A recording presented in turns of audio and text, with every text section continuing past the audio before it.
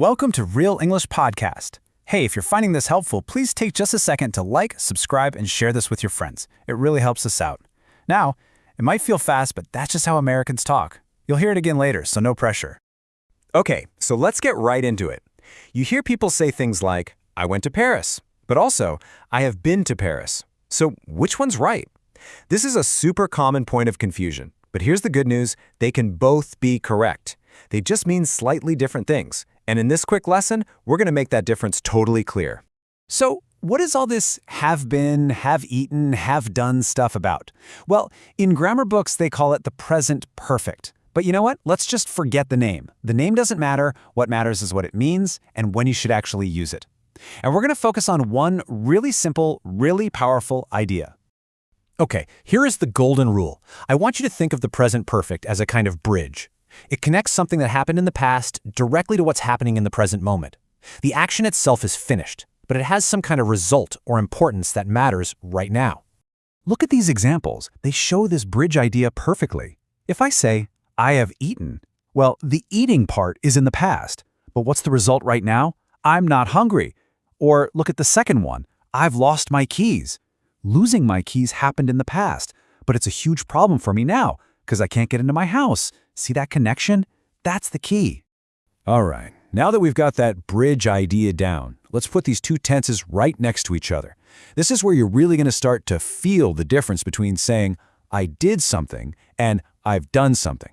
Honestly, getting this right will make your English sound so much more natural. Okay, so here's the main difference. We use the past simple, I went, for an action that is completely finished and happened at a specific finished time. See the example? I went to Paris in 2022. The year 2022 is over. It's done. But we use the present perfect, I have been, when we're talking about a life experience. The exact time isn't important, so we don't mention it. And here's a really easy trick for you.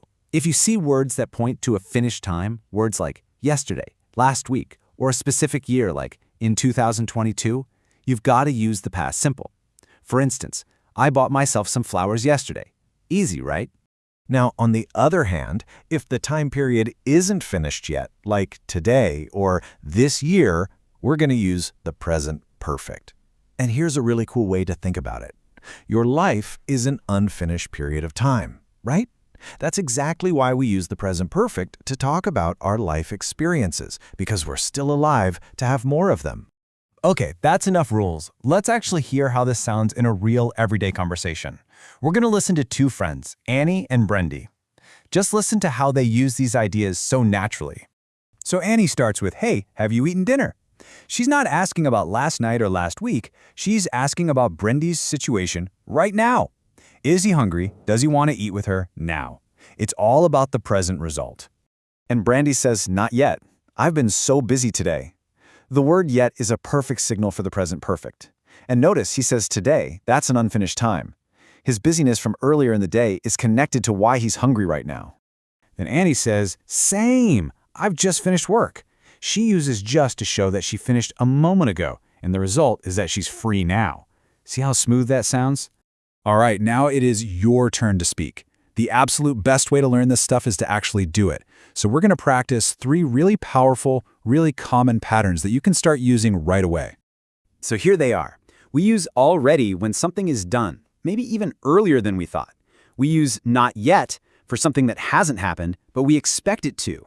And we use just for something that happened a few moments ago. Let's practice saying them.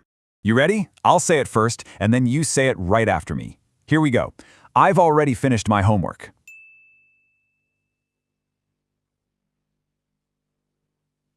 Great job. Okay, here's the next one. Let's try it together. I haven't seen that movie yet. You got it. Sounds really good. And one more for today. This one is so useful. I've just arrived. Perfect. See, saying these out loud really helps lock them in your brain. Okay, time for your final challenge. I want you to just pause this for a moment and say one true sentence about yourself or your day using I've. Go ahead, try it right now.